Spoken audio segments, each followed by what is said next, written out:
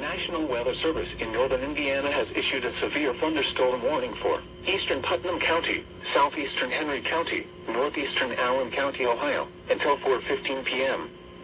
At 3:50 p.m., severe thunderstorms were located along a line extending from near Glenworth to near Columbus Grove, moving east at 55 miles an hour.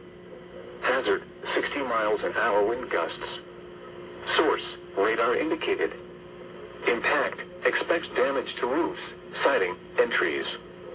Severe thunderstorms will be near Lipsick around 3:55 p.m.